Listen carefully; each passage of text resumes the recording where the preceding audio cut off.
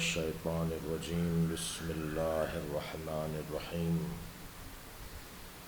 الحمد للہ الذی لا یبلغ مدحتہ القائلون ولا یحصی نعما الصلاة والسلام علی الرسول المسدد المصطفى الامجد المحمود الاحمد سیدنا و مولانا و مولا الکونین جد الحسن والحسین وعانی ابو القاسم محمد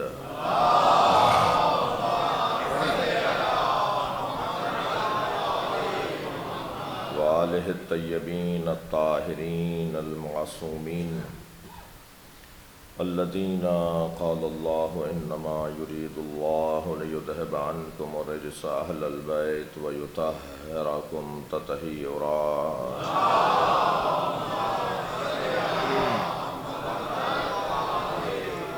ولعنۃ اللہ علی اعدائہم اجمعین من یوم عداوتہم الی قیام یوم الدین اما بعد قال الحکیم فی قرآن الکریم بسم اللہ الرحمن الرحیم والعصر ان الانسان لفی خسر الا الذین آمنوا وعملوا الصالحات وتواصوا بالحق وتواصوا بالصبر صلوات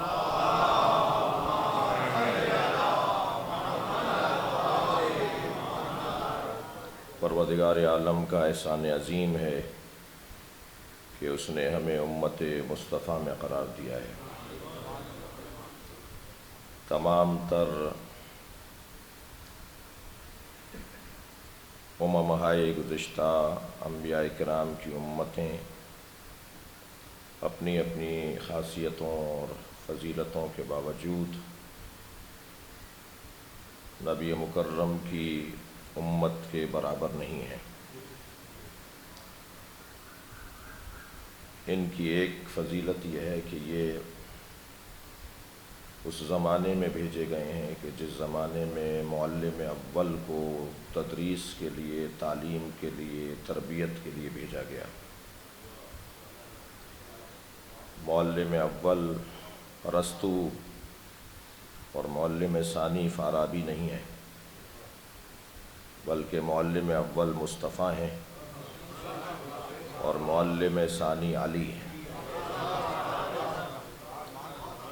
شعور بشر جیسے جیسے بڑھتا گیا ایسے ایسے معلمین بھی بھیجے جاتے رہے۔ حضرت آدم پہلے نبی ہیں مگر رسول اور اولو العزم و صاحب شریعت نہیں ہیں، تو پہلے آ جانا اس بات کی دلیل نہیں ہے کہ وہ بعد میں آنے والوں سے افضل ہے۔ صلوات پڑھ لیں محمد والا۔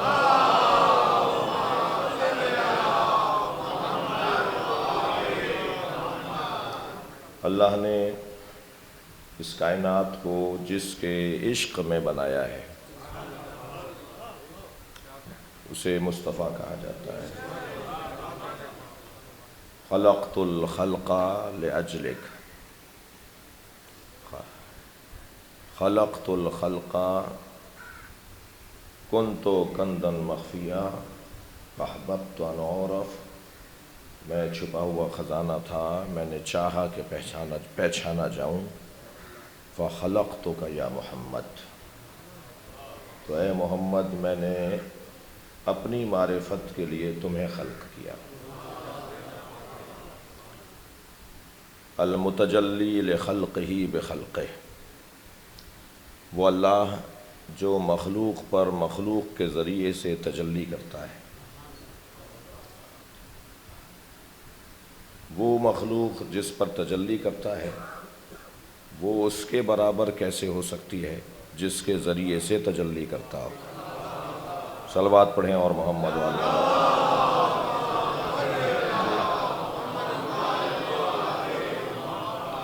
مجلس اعزاء میں یوں تو تقریباً میں چہرے آشنا ہیں، روزانہ تشریف فرما ہوتے ہیں۔ مضمون ہمارا عصر مصطفیٰ، اللہ کو یہ زمانہ بڑا عزیز ہے اور وہ چاہتا نہیں ہے کہ یہ زمانہ کسی گزند کا شکار ہو۔ میں نے ابھی ابتدائی کلمات میں آپ کے سامنے ایک جملہ کہا کہ حضرت آدم کو پہلے بھیجا، اور حضرت آدم پہلے نبی ہیں، نبیوں میں پہلے نبی حضرت آدم ہیں جی، اور رسولوں میں پہلے رسول حضرت نوح ہیں، اور ولیوں میں پہلے ولی حضرت خضر ہیں۔ لیکن جسے پہلے بھیجا وہ افضلیت میں اول نہیں ہے۔ اس کائنات میں مطلوب ذات مصطفیٰ ہے، اللہ کا مقصود اور مطلوب نبی کی ذات ہے، اور جو مقصود ہوتا ہے، مطلوب ہوتا ہے، وہ بغیر تمہید کے نہیں آتا۔ اس کے لیے تمہیدیں بنائی جاتی ہیں، اہتمام کیا جاتا ہے، انتظام کیا جاتا ہے۔ یہ مجلس میری اور آپ کی مطلوب اور مقصود ہے۔ اگر یہ مجلس مقصود اور مطلوب ہے تو بغیر تمہید کے نہیں ہوگی۔ خطیب کا انتظام پہلے سے کیا جائے گا، ذاکروں کا انتظام پہلے سے کیا جائے گا، ممبر پہلے سجایا جائے گا، مائک، روشنیاں، فرش، تبرک کا انتظام، یہ سب پہلے سے ہوگا۔ اور پھر جب ساری چیزیں جو اس مطلوب کے لیے لازمہ ہیں وہ سب پہلے ہوں گی، اور پھر مجلس ہوگی جو مطلوب ہے۔ اور جب یہ مجلس ختم ہو جائے گی تو یہ مائک اپنی اپنی جگہ چلے جائیں گے، یہ کیمرے، یہ فرش، مثلاً یہ روشنیاں گل کر دی جائیں گی، یہ جو سبیل لگائی ہوئی ہے یہ مثلاً اور انتظامات ہیں وہ سب اپنی جگہ واپس چلے جائیں گے۔ عزیزان گرامی، کائنات میں اللہ کے نزدیک مطلوب ذات مصطفیٰ ہے۔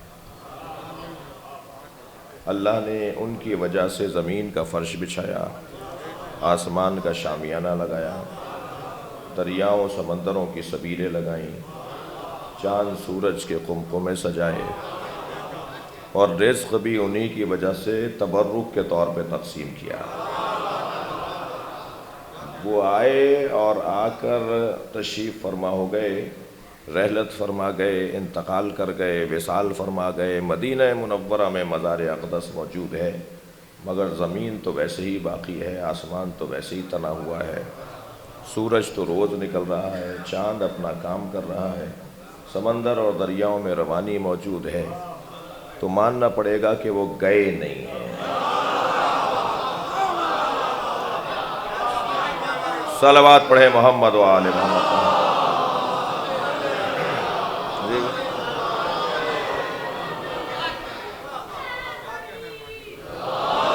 وہ ہمارے درمیان موجود ہیں، ہمیں نظر نہیں آتے تو یہ ہماری آنکھوں کی کوتاہی ہے۔ بہت ساری چیزیں ہمیں نظر نہیں آتی مگر وہ ہیں، بہت ساری چیزیں ہمیں کچھ اور نظر آتی ہیں، وہ کچھ اور ہیں۔ ہم سنتے کچھ اور ہیں اور بولا کچھ اور گیا ہوتا ہے۔ ضروری نہیں ہے کہ انسان اپنی ہی ان آنکھوں اور کانوں پر بھروسہ کرے۔ ہمیں نظر نہیں آ رہے اس کا مطلب یہ نہیں ہے کہ وہ نہیں ہے۔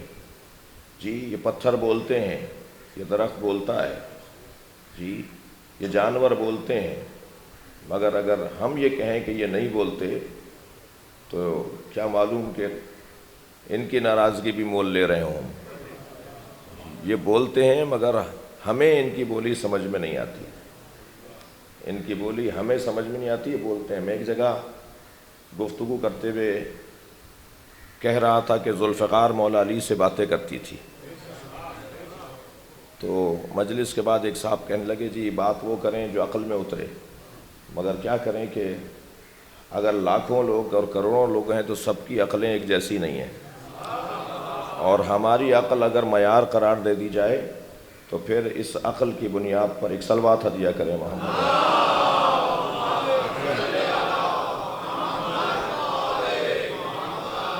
کیسے ممکن ہے ذوالفقار بات کرتی تھی؟ علامہ آیت اللہ علی اکبر النہامندی نے العبقری الحسان 10 جلدی کتاب ہے امام زمانہ کی احوال پر انہوں نے لکھی ہے۔ اس میں لکھا ہے کہ جب امام ظہور فرمائیں گے تو جو چیزیں اپنے ساتھ لائیں گے، جو آپ کے ساتھ چیزیں آئیں گی جو تبرکات، ان میں سے ایک ذوالفقار بھی امام اپنے ساتھ لائیں گے۔ اور پھر ذوالفقار کے لیے لکھتے ہیں کہ وہ بات کرتی تھی۔ مولا علی کی تلوار جو مولا نبی نے مولا علی کو ہدیے میں دی اور مولا نبی پر آسمان سے اتری، بہت سارے دلائل اور باتیں، مضمون یہ نہیں ہے، لیکن عرض کر رہا ہوں کہ وہ تلوار ذوالفقار مولا سے بات کرتی تھی، اور گھر جب پہنچتے تھے تو جناب زہرا کو جنگ کی گزارش سناتی تھی کہ آج علی نے کیسے مارے، کتنے مارے۔ اور تو مولا نے ایک دفعہ پوچھ بھی لیا کہ سیدہ یہ آپ کو کس نے بتایا؟ مولا کو معلوم تھا، پوچھ اس لیے رہے تھے شاید کہ آج روایت بن کر پیش ہو جائے۔ تو فرمایا مجھے یہ ذوالفقار مجھے بتاتا ہے۔ ذوالفقار مذکر ہے، مؤنث، ہم اردو میں مؤنث بولتے ہیں اسے، لیکن عربی میں یہ ذوالفقار کا جو عبارات استعمال ہوئی ہیں مذکر کے لیے استعمال ہوئی ہیں۔ حتیٰ ایک سنگین بات یہ کہ ایک دن تو فرمایا میرا بھائی مجھے بتاتا ہے، تو فرمایا آپ کا بھائی کون ہے؟ کہ یہ ذوالفقار میرا بھائی ہے۔ اب یہ تھوڑا سا اس کو ٹائم چاہیے کہ یہ کیسے بھائی ہے۔ تو یہ آسمان سے اترنے والی تلوار، تو میں نے اس سے کہا بھائی آپ کا قصور نہیں ہے، آپ کہہ رہے ہیں نا ذوالفقار کیسے بولتی ہوگی، کیا کیسے ممکن ہے کہ ذوالفقار بات کرے؟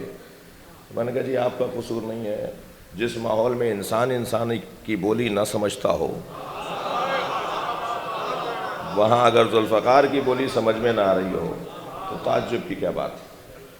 تو مطلوب پروردگار نبی مکرم کی ذات، سرکار کو اللہ نے انتہا درجے کا حسن عطا کیا، بلکہ اس کیفیت میں آپ کو سجایا ہے کہ حسان ابن ثابت تو کہتے ہیں کہ خود نبی سے پوچھا کہ تمہیں کیسا بناؤں، اور حسن و جمال کا تصور ان سے زیادہ نہیں ہے جی، حسن و جمال کا تصور نبی مکرم سے زیادہ نہیں ہے۔ اصحاب سرکار کی رویت اور نبی کے دیدار کے مشتاق رہتے تھے، اور بعض کی کیفیات تو اتنی عاشقانہ ہوتی تھی کہ نبی مکرم کو دیکھتے رہتے تھے اور ان کی آنکھوں سے آنسو جاری ہوتے رہتے۔ حتیٰ ایک یہودی کے لیے ایک عجیب روایت ملی ہے کہ وہ روزانہ مسلمان نہیں ہوا، یعنی جب تک کی بات عرض کر رہا ہوں، روزانہ آتا تھا اور مسجد کے دروازے پہ کھڑے ہو کے دور سے نبی کو دیکھتا رہتا تھا، اور پھر جب اس کا بہت دیر تک مثلا دل نہیں بھرتا تھا، محاورتاً عرض کروں، تو پھر اس کے کام کا وقت ہو جاتا تھا تو چلا جاتا تھا۔ ایک دن نبی مکرم دروازے کی طرف دیکھ رہے تھے کہ وہ کہاں ہے جو ہمیں دیکھتا تھا،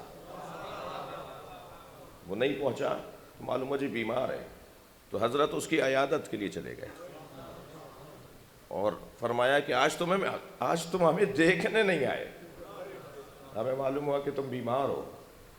تو اس اخلاق مصطفیٰ پہ مسلمان ہو گیا۔ صحابی محترم نے کہا یا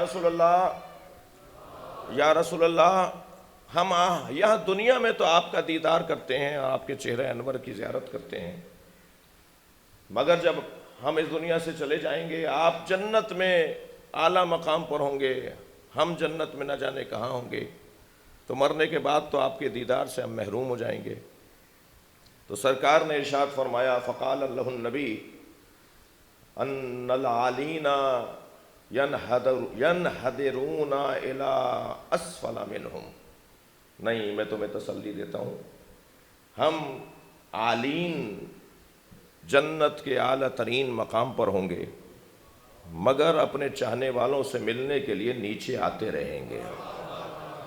بھائی صلوات پڑھیں، اللہم صل علی۔ ہم عالین، یہ لفظ آپ کا آشنا ہے، یا ابلیس ما منعک ان تسجد لما خلقت بیدی، اے ابلیس تجھے اسے سجدہ کرنے سے کس نے روکا تھا جسے میں نے اپنے دونوں ہاتھوں سے بنایا تھا؟ استکبرتا ام کنت من العالین، متکبر ہو گیا تھا یا عالین میں سے تھا؟ جی، سجدہ اللہ کا نہ کرنے والا متکبر ہوتا ہے، اور اللہ جو حکم نہ دے اسے نہ ماننے والا متکبر ہوتا ہے۔ یہاں فرمایا کیا استکبرتا ام استکبرتا، متکبر ہو گیا تھا. ام کنت من العالین، یہ عالین میں سے تھا. نقن صاحب کا جملہ تکرارا عرض کر رہا ہوں، وہ فرماتے ہیں عالین علی کی جمع ہے. یہ 5 جب وہاں تھے تو سب علی تھے، اور جب یہاں آئے تو سب محمد تھے.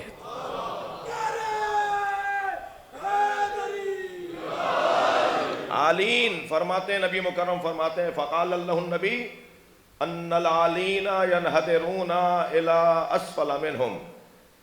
عالین جنت میں نیچے کی منزلوں میں اپنے چاہنے والوں سے ملنے کے لیے آئیں گے. فیذکرون ما انعم اللہ علیہم ویثنون علیہ، اور نیچے آ کر انہیں بتائیں گے کہ اللہ کی کیا کیا نعمتیں انہیں حاصل ہیں، اور ان کے سامنے اللہ کی تسبیح اور ثنا کریں گے. یہ بھی ہم پر احسان ہوگا مولا علی کا، یہ بھی ہم پر احسان ہوگا امام حسن اور امام حسین کا. قرآن مجید سورہ مبارکہ زمر کی 71ویں اور 72ویں 2 آیتیں بڑی عجیب ہیں. ارشاد ہو رہا ہے وسیق الذین کفروا الی جہنم زمرا. کافروں کو جنت میں دھکا دے کر لے جایا جا رہا ہوگا. پھر آیت آگے بڑھی وسیق الذین اتقوا ربہم الی الجنۃ زمرا، اور صاحبان تقوی کو جنت میں دھکا دے کے لے جایا جا رہا ہوگا. جی، کافروں کو دوزخ میں دھکا دے کے لے جا رہے ہوں گے، اور متقیوں کو جنت میں دھکا دے کر لے جا رہے ہوں گے. وہ پہلے والی آیت تو سمجھ میں آتی ہے کہ کافروں کو دوزخ میں دھکا دے کر لے جایا جائے، لیکن متقیوں کو جنت میں دھکا دے کر لے جایا جائے، یہ کیسے سمجھیں گے؟ مولا کائنات کلمات قصار میں ارشاد فرماتے ہیں لیسا لانفسکم ثمن الا الجنہ فلا تبیعوها الا بها. اے انسان، تیری کم سے کم قیمت جنت ہے، اس سے کم اپنے آپ کو نہ بیچنا، اپنا سودا جنت سے کم پر نہ کرنا. جنت علی نے کم سے کم قیمت بتائی ہے، زیادہ سے زیادہ نہیں. یعنی زیادہ سے زیادہ کچھ اور بھی ہو سکتی ہے. اب یہاں حضرت آیت اللہ العظمیٰ حافظ بشیر حفظہ اللہ یہ حسین منظر بتاتے ہیں، فرماتے ہیں اس آیت کو یوں سمجھو کہ جنت میں اہل تقوی کو دھکا دے کر لے جا رہے ہوں گے. جنت ان کی قیمت تو ہوگی، مگر وہ کم سے کم قیمت ہوگی، انہیں کچھ اور بھی چاہیے.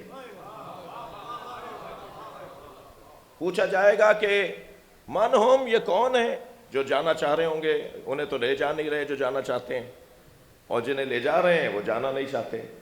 تو وہ کہیں گے جو جانا چاہتے ہیں اور انہیں لے جایا نہیں جا رہا، وہ کہیں گے کہ یہ کون ہے کہ جنہیں جنت میں دھکا دے کر لے جا رہے ہیں؟ تو آواز آئے گی ہم حداث الحسین. یہ زیادہ حسین حسین کہنے اور کرنے والے لوگ ہیں. لبیک یا حسین،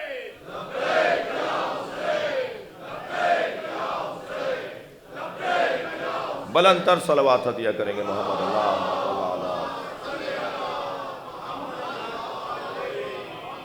وہ کہیں گے ہمیں حسین پہلے دکھایا جائے. آپ اپنی قیمت حیثیت قدر کو محسوس کریں. چھوڑ دیجئے ان لوگوں کو جو چپتے ہوئے جملے کہتے ہیں، جو دل آزاری کرتے ہیں، آپ کے بگڑے ہوئے روتے ہوئے چہروں کے اوپر تبصرے کرتے ہیں. بہت سے دنیا سے رخصت ہو گئے، بہت سوں کو چلا جانا ہے، مگر نام حسین کا رہے گا. میں اور آپ چلے جائیں گے اور ہمارے آباء و اجداد بھی یہ ذکر کر کے چلے گئے. کیا معلوم یہ سلسلہ ہماری نسلوں میں بھی کہاں تک انشاءاللہ منتقل رہے گا. یہ کون ہے من ہم، یہ کون ہے کہ جو جنت میں جانے کو تیار نہیں ہے؟ آواز آئے گی یہ حسین بولنے والے لوگ. ان کی آرزو یہ ہے کہ کسی طرح پہلے حسین ہمیں دکھا دیے جائیں، اور پھر چاہے ہمیں جنت میں بھیجو یا جنت کے کسی بھی طبقے میں رکھو.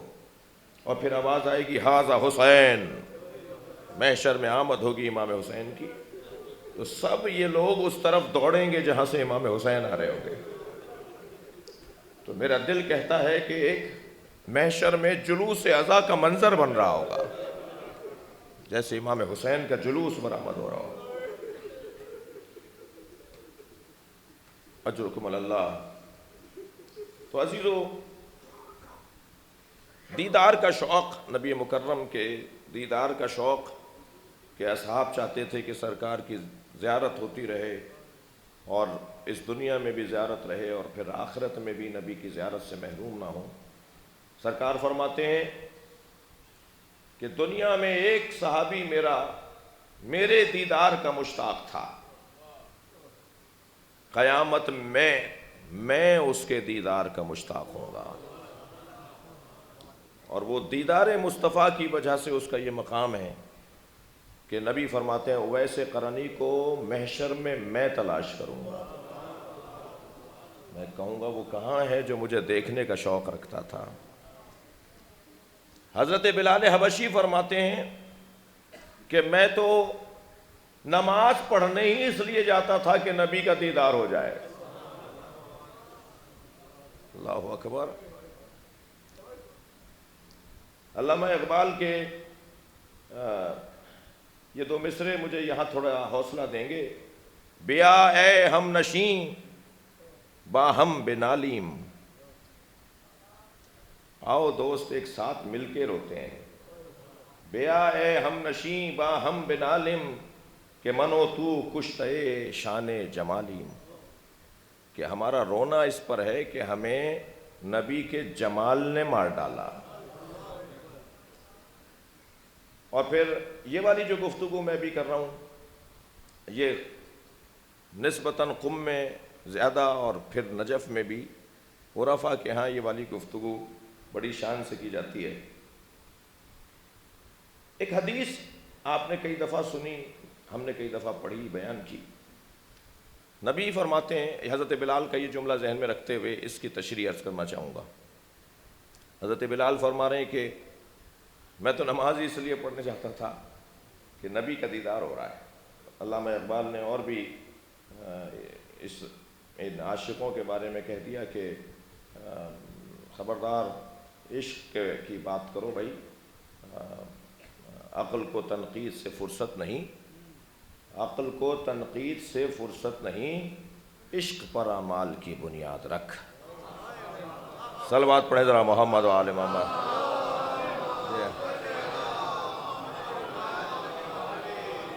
جو زاویہ میں عرض کر رہا ہوں اس کی طرف توجہ چاہوں گا کہ وہ ایسا فرما رہے ہیں۔ یہ جو حدیث کثرت سے بیان ہوئی ہے، صلو کما رأیتمونی اصلی، نماز پڑھو مجھے دیکھ کے کہ میں کیسی پڑھ رہا ہوں۔ فرما دیتے صلو کما اصلی، نماز ایسے پڑھو جیسے میں پڑھ رہا ہوں۔ یہ میری اداؤں کو دیکھنا، میرے کھڑے ہونے کو دیکھنا، میرے جھکنے کو دیکھو، میرے قیام کو، میرے سجدے کو دیکھو، مجھے دیکھ کر نماز پڑھو۔ اس کا وہ پہلو جو ہے جو بیان ہوا وہ اپنی جگہ، لیکن رأیتمونی کے اندر جو جمال مصطفیٰ کا پہلو ہے، نبی دکھانا چاہتے ہیں، نبی جمال سرکار کا اللہ دکھانا چاہتا ہے، ایسے نماز پڑھو جیسے میرا نبی نماز پڑھ رہا ہے۔ اور شاید ایک سبب یہ بھی رہا ہو کہ جب تم مجھے دیکھ کر نماز پڑھو گے تو تمہیں میری پشت پر بیٹھا حسین بھی نظر آئے گا۔ آؤ تو صحیح، ذرا مجھے دیکھو اور نماز پڑھو۔ یہ دیکھنے کا جو پہلو ہے نا عزیزان گرامی، سب سے زیادہ کثرت سے جو عمل نبی نے انجام دیا وہ نماز، اور پھر نماز میں ہی یہ الجھن کہ ہاتھ کہاں باندھے جائیں اور ہاتھ کھولے جائیں۔ اس الجھن میں پڑھے بغیر صرف اتنا کہوں گا، چوتھے دور حکومت میں جب مولا کائنات نے رسمی نماز پڑھائی تو ابھی سلام آخر کہا تھا کہ اصحاب نے خود سے گفتگو کرنا شروع کی، لقد ذکرتنی صلاۃ محمد، آج علی نے نماز محمد ہمیں یاد دلا دیا۔ صلوات پڑھیں محمد و آل محمد۔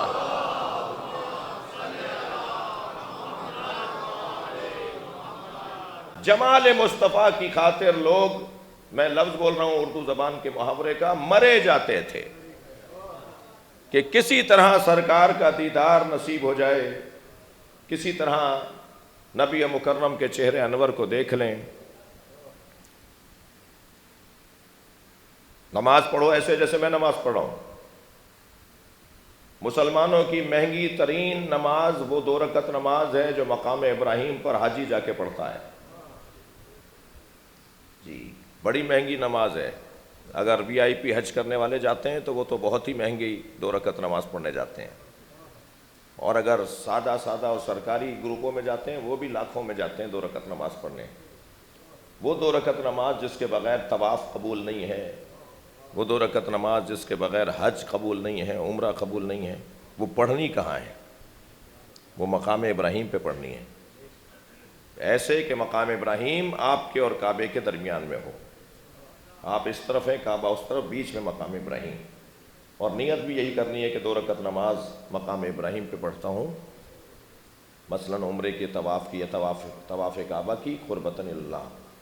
جی اور یہ سب کو معلوم ہے، نمازی لوگ بیٹھے ہیں، کہ نیت آغاز سے اختتام تک جاری رہتی ہے، یعنی نیت پارٹ نہیں ہے، نیت رکن نہیں ہے، یعنی جس معنی میں رکن کہہ رہا ہوں کہ نیت کی تو بس اب بات ختم ہو گئی، اب اللہ اکبر کہہ دیا تو اب قیام پھر رکوع نہیں، نیت سلام تک جاری رہے گی۔ مثلاً اچانک کوئی آواز لگائے کہ کیا کر رہے ہو، تو فوراً جو جواب آئے ذہن میں وہی نیت ہوتی ہے۔ اگر سوچنا پڑ جائے کہ کیا کر رہا ہوں تو نماز باطل ہے۔ نیت کو آغاز سے انجام تک، سلوات پڑھیں ذرا محمد و آل محمد،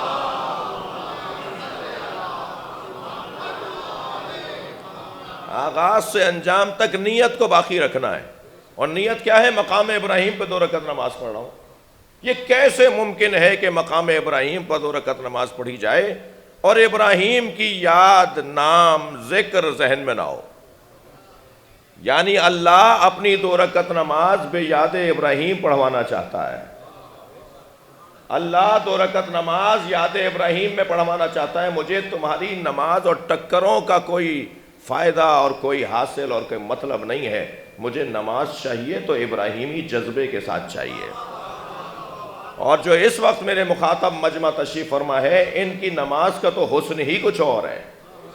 یہ سجدگاہ رکھ کر نماز پڑھتے ہیں کہ جب خاک کربلا پہ سر جائے تو یاد رہے کہ اس راہ میں سر کٹوانا بھی پڑتا ہے۔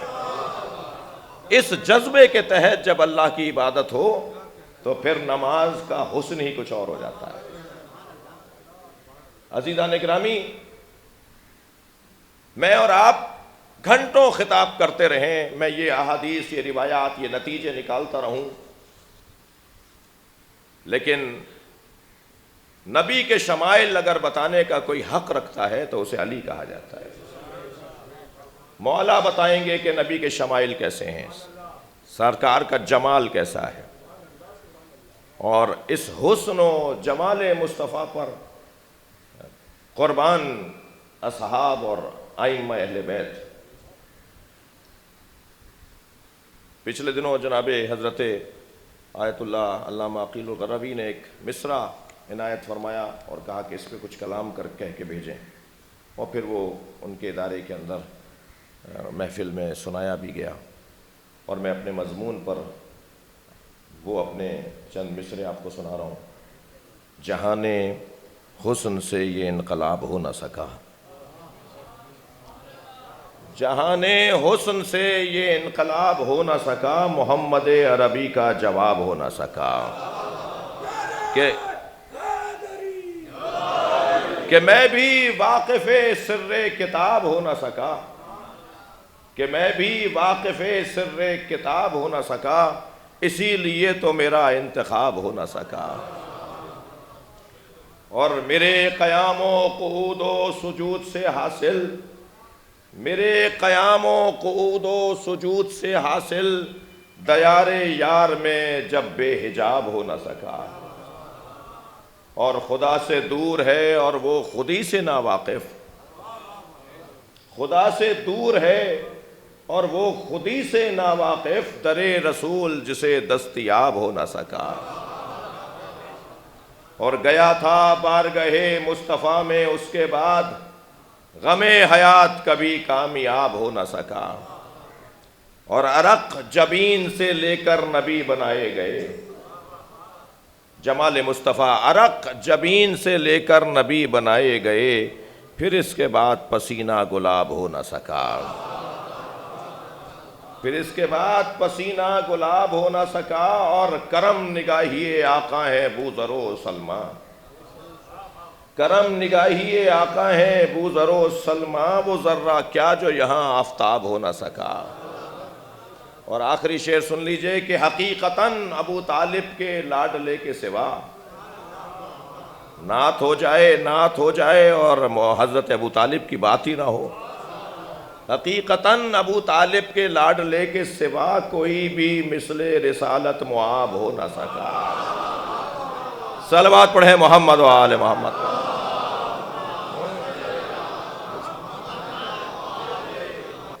اصحاب جمع ہیں اور نبی مکرم کی شمائل سننا چاہتے ہیں، اور مولا سے کہا صف لنا یا امیر المومنین صف لنا نبینا کأننی نرا، ہمیں نبی کی صفات بیان کریں، ہمیں شمائل مصطفیٰ بیان کر کے بتائیں، اور ایسے بیان کریں کہ کأننا نرا، کہ گویا ہم انہیں اپنی آنکھوں سے دیکھ رہے ہیں۔ اب مولا نے جو نبی مکرم کے شمائل بیان کیے ہیں تو علی کو ہی حق ہے کہ وہ شمائل مصطفیٰ بیان کریں، اگرچہ روایات بہت سی ہیں مگر میں مولا کائنات کی روایت آپ کو سنانا چاہوں گا۔ مولا علی علیہ السلام فرماتے ہیں لِكُلِّ عُضْوٍ، اللہ نے ہر عضو کے لیے نبی کا ایک معجزہ قرار دیا۔ نبی کا بدن ہمارے بدن کی طرح نہیں ہے تو نبی کی روح ہماری روح کی طرح کیسے ہوگی؟ نبی کے بدن کے شمائل مولا کائنات بیان فرما رہے ہیں۔ میں نے بہت مختصر آج کی اس مجلس کے وقت کو ملحوظ رکھتے ہوئے، اور کیونکہ مجلس کا جو کمال اور مجلس کا ختام ہے وہ شبیہ مصطفیٰ پر ہے، صلوات پڑھیں ذرا محمد و آل محمد۔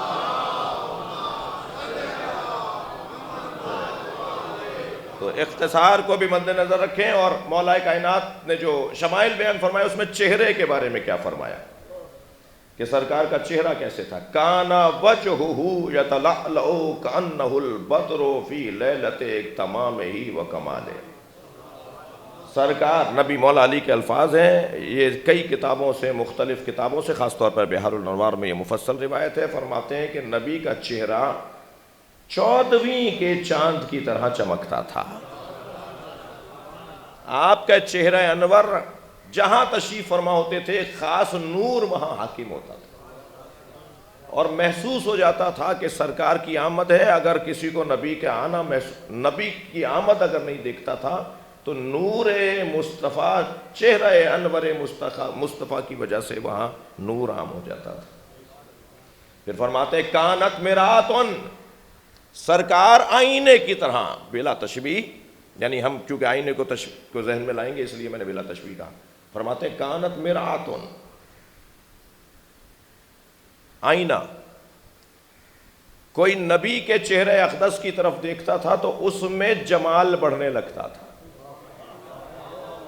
نہیں گئی میری بات؟ آئینے کا کام کیا ہے بھائی؟ آئینے کا کام ہے عکس کو پلٹانا۔ ہم جب آئینے میں دیکھتے ہیں اپنے آپ کو تو ہم نظر آتے ہیں نا، اور جب چاہنے والے نبی کے چہرے کی طرف دیکھتے تھے تو ان کے چہرے میں نبی کے چہرے کا نور منتقل ہوتا تھا۔ کم الفاظ نہیں ہیں، اور اہل دل تو، میں ایک عارف حضرت آیت اللہ باقر فخار کی خدمت میں تھا تو وہ کہتے تھے ان چیزوں سے جلدی نہیں گزرا کرو، یہ ایسے ہی تم نے حدیث سنا دی اور ایسے آگے چلے گئے، ان میں ڈوبو، ان میں اترو۔ ساحل عشق پہ رہ جانے سے حاصل کیا ہے؟ ساحل عشق پہ رہ جانے سے حاصل کیا ہے؟ ڈوب کر پار اترنے کا ہنر پیدا کر۔ یہاں جب تک ڈوبیں گے نہیں اس وقت تک لطف نہیں آئے گا۔ کانت مرآتن. اب یہاں شرح لکھ رہے ہیں شارحین اس فرمان کی کہ ایک تو یہی کہ جب سرکار کے چہرے کو کوئی دیکھتا تھا تو اس کے اندر نور منتقل ہوتا تھا، اور دوسرا یہ فرما رہے ہیں کہ نبی کے چہرے کو دیکھتا تھا تو مسکراتا ہوا چہرہ اس کا چہرہ بن جاتا تھا. سرکار کا کھلا ہوا چہرہ، سرکار کا بشاش حشاش چہرہ، سرکار کا پر تراوت چہرہ، وہ اس کے اندر اخلاق منتقل ہونے لگتا تھا. یعنی کتنے ہی لوگ ہیں جنہوں نے نبی کو دیکھ کر اسلام قبول کیا ہے. سرکار کو کچھ کہنا ہی نہیں پڑا، سرکار کا چہرہ مبارک دیکھا اور کلمہ پڑھ دیا. تو مولا علی فرماتے ہیں چہرہ سرکار کیسا تھا. پسینے کے بارے میں فرماتے ہیں تجمع عرقہ وتجعلہ فی الدیب. نبی کا جو پسینہ، دیکھیں ہمارے بدن سے جو رطوبتیں نکلتی ہیں ان میں کراہت ہے، ٹھیک ہے. نبی مکرم کے بدن مبارک سے نکلنے والے پسینے کے لیے مولا کا فرمان ریح عرقہ کان اطیب من مسک الاصفر. نبی کے بدن مبارک سے نکلنے والے پسینے کی خوشبو مشک اور عنبر سے زیادہ تھی. سرکار اگر 2 دن پہلے کہیں سے گزرے ہوتے تھے تو 2 دن بعد آنے والا بتا دیتا تھا کہ نبی یہاں بیٹھے تھے. ایک آنے والے نے بتایا کہ جب تمہارے یہاں سرکار 2 دن پہلے آئے تھے تو یہاں بیٹھے تھے. اس نے کہا جی تمہیں کیسے پتا چلا؟ کہاں یہاں سے خوشبو آ رہی ہے. سرکار جہاں بیٹھ جاتے تھے، جہاں سے گزر جاتے تھے، وہاں سے مدتوں خوشبو وہاں باقی رہتی تھی. مشام کے بارے میں نبی کی بینی، ناک، مشام، شامہ سونگھنے کے حوالے سے مولا علی کا ایک فرمان فرماتے ہیں انفہ لم یشم رائحۃ الکریہہ. نبی کا سونگھنے کی کرامت، سونگھنے کی فضیلت مولا علی فرما رہے ہیں. نبی کبھی بدبو سونگھتے ہی نہیں تھے. سرکار کو بدبو نہیں آتی تھی. صلوات پڑھیں ذرا محمد و آل محمد.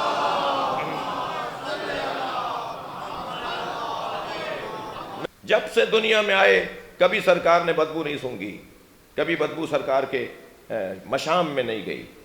جی انما یرید اللہ لیذھب عنکم الرجس اہل البیت. کیا مطلب ہے؟ کیا مطلب ہے؟ مطلب تو یہی ہے نا، رجس ان کے قریب نہیں جاتا. کسی بدبو میں دم ہی نہیں ہے جو نبی تک پہنچے.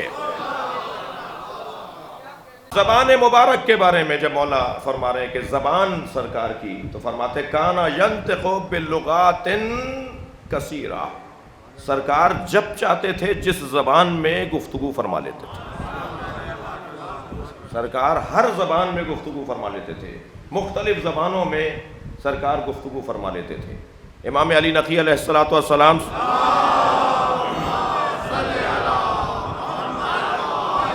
آپ سے ہندوستان کا ایک وفد ملنے کے لیے آیا، ہندیوں کا، ہندوستان کا ایک وفد. جی ہندوستان کے لوگ حضرت سے ملنے آئے تو حضرت نے ان کے بیٹھنے سے پہلے ان کو ہندی زبان میں گفتگو، حضرت نے ان کے بیٹھنے سے پہلے ہندی زبان میں گفتگو شروع کی، اور پھر مکمل گفتگو ہندی میں حضرت نے فرمائی.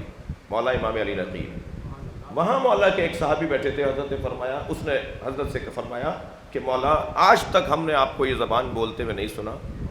فرمایا آج ہم ارادہ کر رہے ہیں اور بول رہے ہیں. کہ مولا یہ مختلف زبانیں آپ جانتے ہیں؟ فرمایا ہم مختلف زبانوں کو، کثیر زبانوں کو جانتے ہیں. اور امام کی امامت کی علامتوں میں سے ایک علامت یہ ہے کہ امام ہوتا ہی وہ ہے جو ہر زبان کو جانتا ہو. اور پھر جب اس کا شوق اور اس کی توجہ دیکھی اس صحابی محترم کی، تو امام نے ایک کنکر اپنے دہن میں رکھا، چھوٹا سا ایک کنکر اپنے منہ میں رکھا. کچھ دیر کے بعد اسے نکال کے دیا اور فرمایا اسے اپنے منہ میں رکھ لو، تم 70 زبانوں کے عالم ہو جاؤ گے. لہٰذا وہ 70 زبانوں کا عالم ہو گیا اس کنکر کو اپنے دہن میں رکھنے کی وجہ سے. میں چھوڑ رہا ہوں، ہر باب میں کچھ نہ کچھ اور بات بھی ہے. سرکار کے ہونٹوں کے بارے میں مولا علی کا کیا فرمان ہے؟ فرماتے ہیں الا شفت ہی السفلا خال.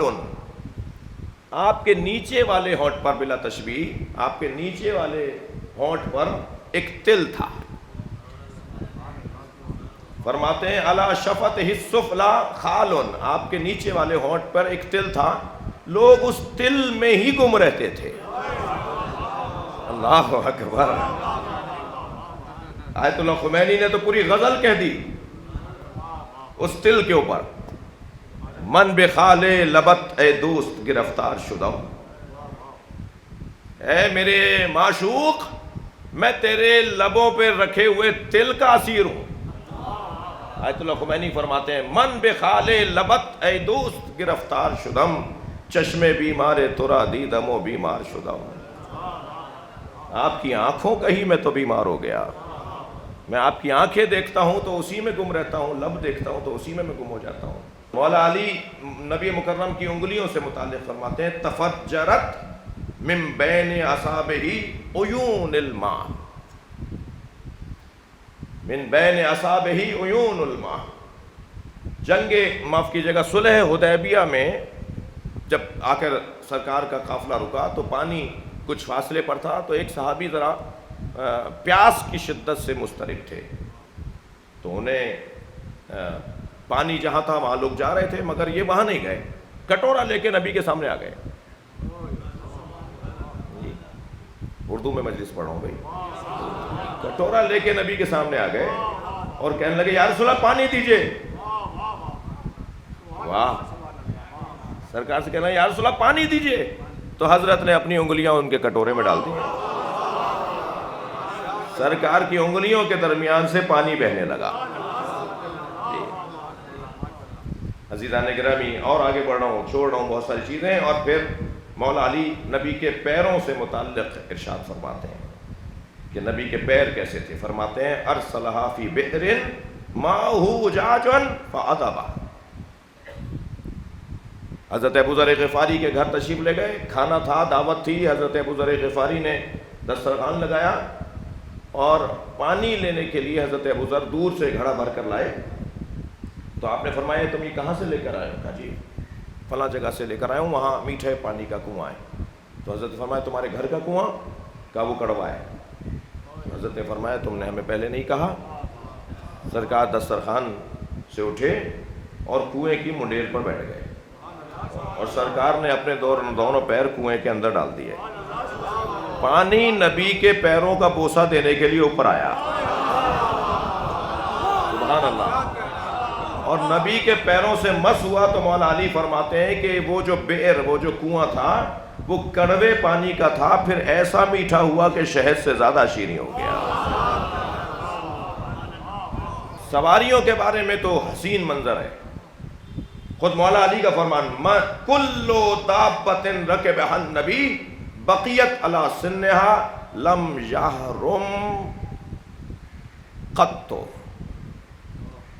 نبی اگر کسی سواری پر بیٹھ جاتے تھے تو پھر وہ سواری بوڑھی نہیں ہوتی تھی، لم یحرم بیمار نہیں ہوتی تھی جس سواری پہ نبی بیٹھ جاتے تھے۔ خیبر کے موقع پر مال غنیمت میں ملنے والے جانوروں میں ایک گدھا جو رسی توڑ کر نبی کے پیروں کا بوسہ لینے بڑھا، سرکار سے کہنے لگا ہماری پشتوں پر، ہمارے آباء و اجداد، میرے آباء و اجداد کی پشتوں پر کوئی نہ کوئی نبی یا وصی نبی بیٹھا ہے، کچھ دیر کے لیے آپ بیٹھ جائیے یا علی سے کہیے وہ بیٹھ جائیں۔ سرکار نے اس پہ سواری کی اور پھر صحابہ سے فرمایا کہ یہ آج کے بعد مجھ سے منسوب ہے، اس کا نام یافور رکھا نبی نے۔ وہ جانور نبی کے بیٹھنے کی وجہ سے اتنا سمجھدار تھا کہ نبی اس کی پشت پہ کوئی سامان رکھ دیتے تھے اور فرماتے تھے فلاں صحابی کو دے کر آ جاؤ، تو یہ اسی کو دے کے آتا تھا۔ فرماتے تھے فلاں کو بلا کر لے آؤ، تو یہ اسی کو بلا کے لاتا تھا۔ بھائی جو نبی کی بات سمجھے میں اسے گدھا کیسے کہوں، اور جو نبی کی بات نہ مانے اسے مسلمان کیسے کہا جائے؟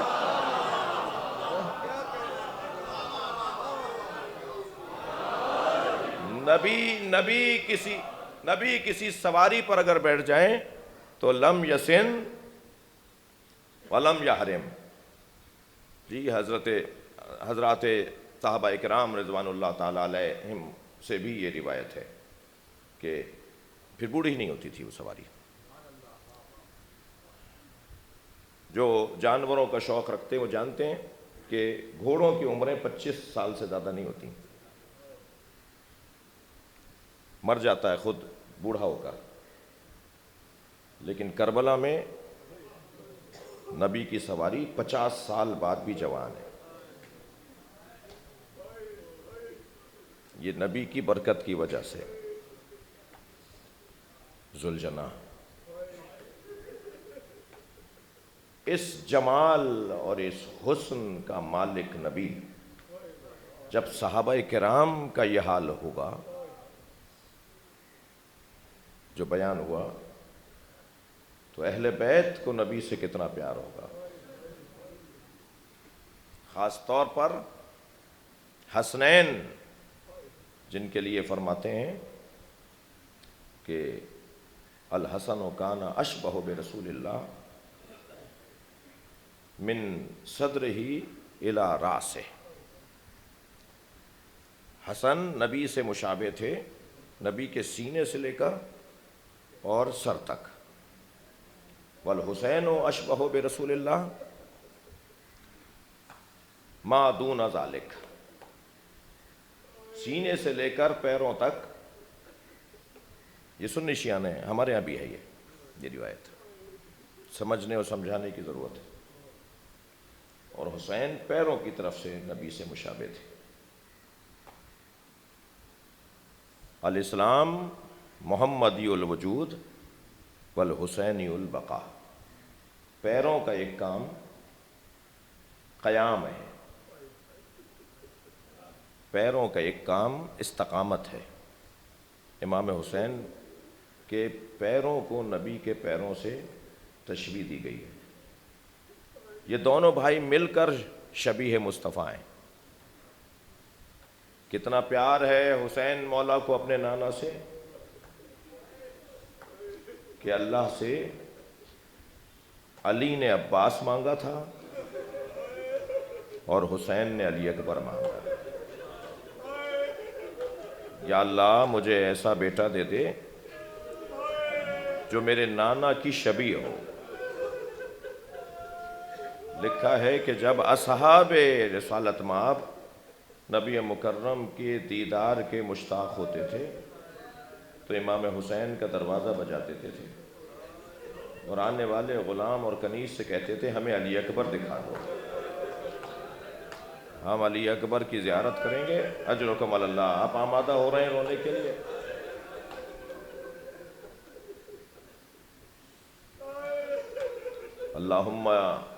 اللہم اشہد علی ہؤلاء القوم، یا اللہ قوم اشقیاء پر تجھے گواہ بنا رہا ہوں، میں اب ان کی طرف اسے بھیج رہا ہوں من تشبہ برسولک، جو تیرے رسول سے سب سے زیادہ شباہت رکھتا ہے، خلقا و خلقا و منطقا، خلق بھی یعنی حسن و جمال بھی میرے علی اکبر کا نبی جیسا ہے، خلق یعنی اخلاق بھی میرے علی اکبر کا نبی جیسا ہے، منطقاً اور بولنے کا انداز بھی میرے علی اکبر کا۔ آپ رو رہے ہیں؟ عجب نہیں صبح عاشور کی اذان علی اکبر سے اسی لیے کہلوائی کہ ان میں بہت سے ہیں جنہیں نبی کا لہجہ یاد ہے، یہ نبی کا لہجہ سنیں گے تو شاید انہیں ہدایت مل جائے۔ نبی سے مشابہ ہیں، اس لیے علی اکبر مولا سے، مولا امام حسین کو پیار بھی بہت ہے۔ ظاہراً 3 سال کے سن میں ہیں، اور حضرت امام حسین کے مسجد میں امام حسین تشریف فرما ہے، حضرت علی اکبر بابا کے برابر میں آ کے بیٹھ گئے۔ جیسے ہی میرے مولا نے حضرت علی اکبر کی طرف دیکھا، نماز سے فارغ ہوئے، عبادت سے، فرمایا بیٹا کوئی حاجت ہے؟ فرمایا بابا انگور چاہیے۔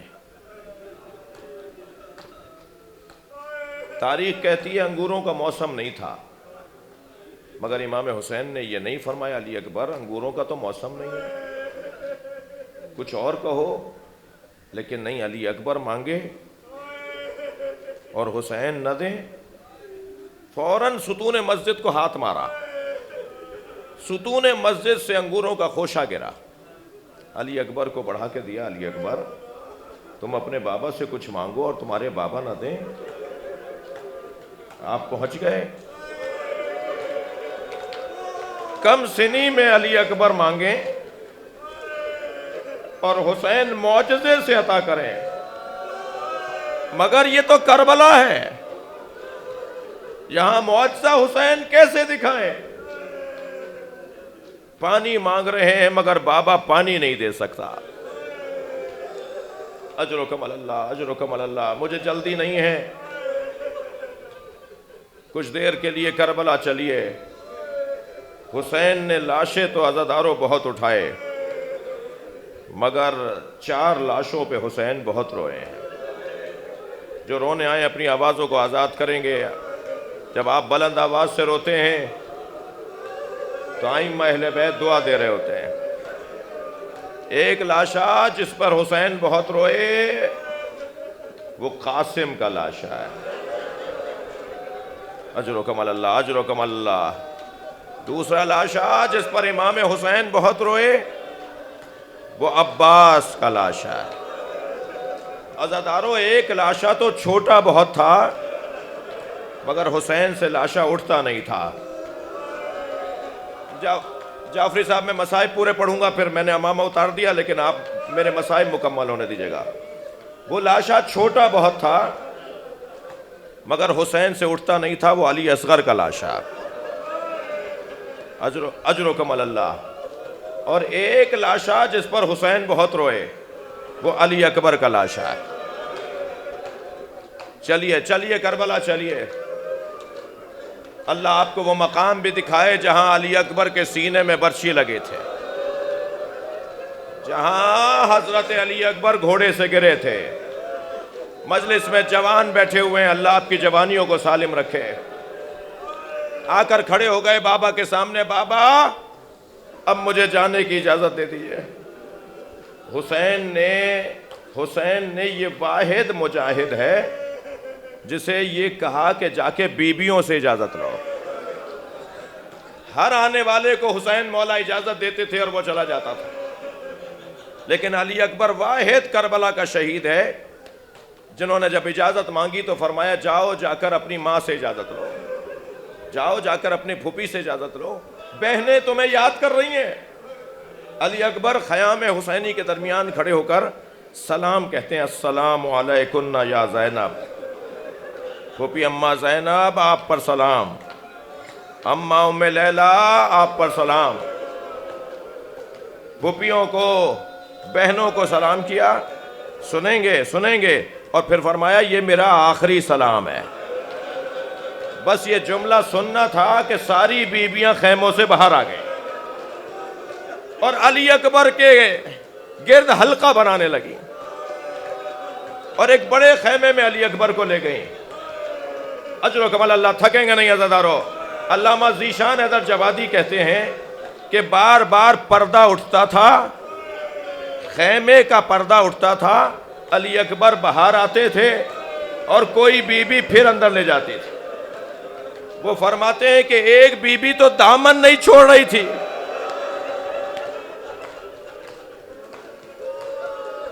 رونے والوں، جو بی بی دامن نہیں چھوڑ رہی تھی وہ کوئی چھوٹی بی بی ہوگی۔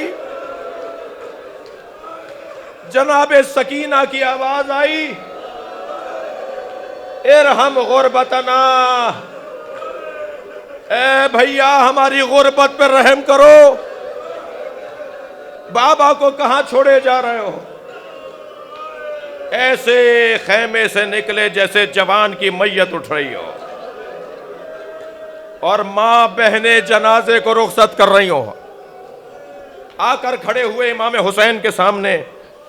امام حسین نے اپنے ہاتھوں سے بچے کو سجایا، امامہ پہنایا، تلوار حمائل کی، گھوڑے پر خود سے بٹھایا اور الوداع کہہ کر دعا پڑھ کر اور قوم اشقیاء کے لیے اللہ کی بارگاہ میں یا اللہ گواہ رہیو میں کسے بھیج رہا ہوں، علی اکبر کو روانہ کر دیا۔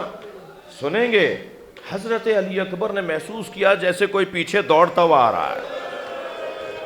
تھکے نہیں، مڑ کر دیکھا تو بوڑھا باپ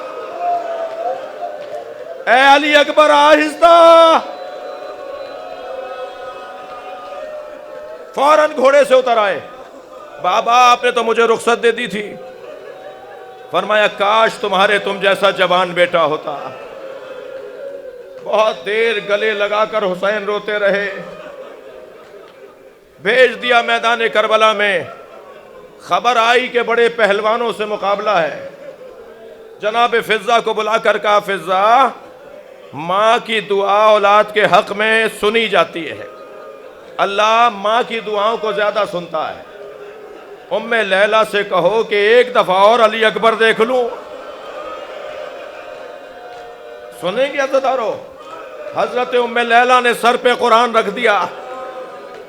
اے یعقوب سے یوسف کو ملانے والے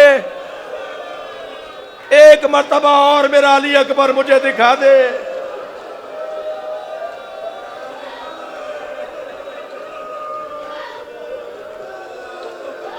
ابھی اجر و کمل اللہ.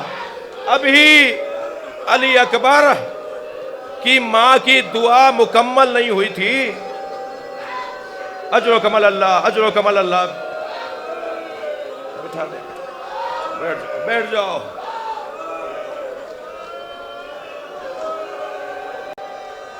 آج شہ محرم ہے.